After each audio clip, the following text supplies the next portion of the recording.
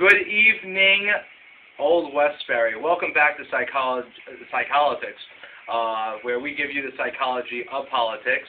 I am joined, this is Justin speaking, by the way. I am joined here with my co-hosts, Ty, of course. And Dan. I'm just wondering, is it alright if I unbutton a few buttons? Is that improper to be on the radio, or does it just bother you guys? Or does it not? I even enjoy that. I personally think that you should keep your shirt on there, buddy. I think if you ask, you shouldn't. So that's the rule. We're just gonna jump right in, okay? Let's give them our number first. Okay. 516-876-4964. Or you can IM us at OWWRNY. Sorry, Dan. Keep it. But today we're gonna jump directly into what we're gonna talk about today. And I actually want to kind of piggyback a little bit off of our last show where we got into a few heated debates on the government and a lot of other things. And this first, I'm not going to be attacking you, Ty, but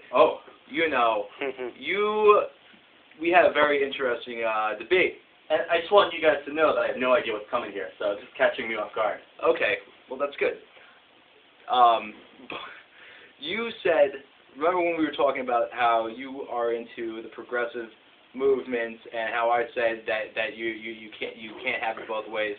Right, and it's funny you mentioned that because that's something that you said that I actually gave some thought in between the shows. Okay, good. So maybe this time you'll be a little more prepared. You were talking about how you want to change things from within the government, meaning that you want to work for the government or some progressive movement that can form change within society. I'd agree that a lot of the change that's happened, even the more radical change, has come from within as opposed to without. But what I want to bring to the table is the fact that most of the government, most of the higher-up officials are conservatives.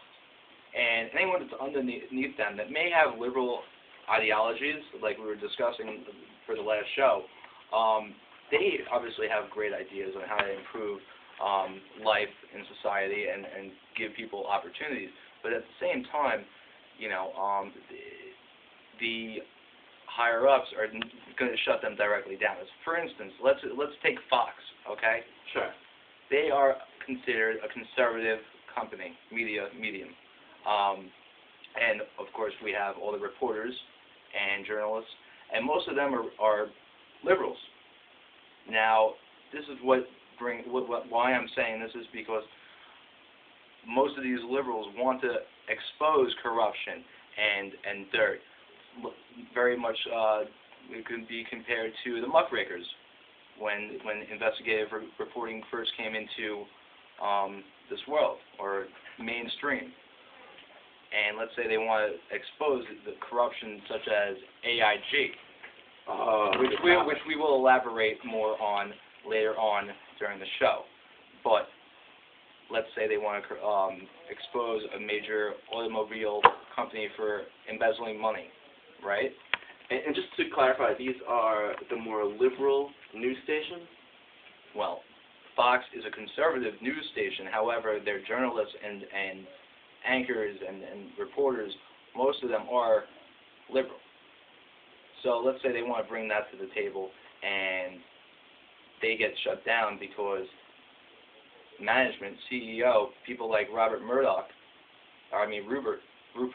Murdoch doesn't want that stuff to go on air or even hit the public sphere because he isn't in bed basically with other conservative corporations and taking back deals, under the table deals. Justin, that's a really interesting point, and actually something that I haven't heard before. I was thinking about it a lot.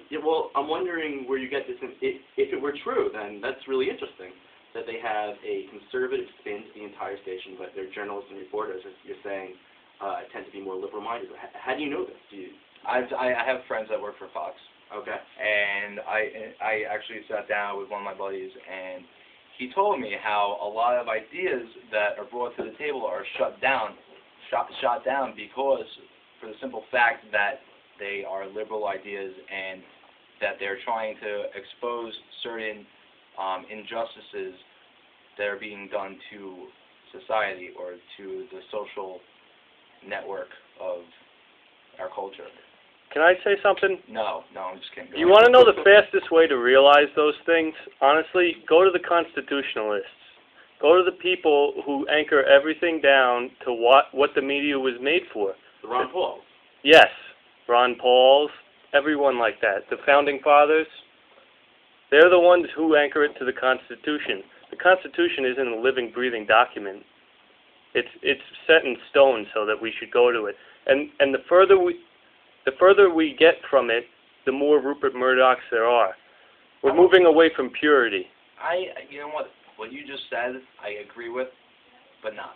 Because yes, they are set in stone, right, basically, but as society evolves, so should the Constitution. But it should evolve in a way where... I hear that all the time, but the problem is, it's like medicating a problem instead of curing it, going to the root of it. And every time you just negotiate, you get a little deeper. We're so far along down the line, down the crapper, that we can't even remember what that's like. We weren't born into that.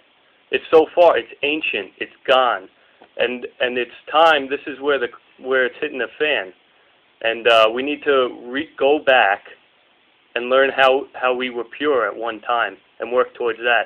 We don't have time for wimps. We don't have time for thieves. We don't have time for evil people. We don't have time for complacent people.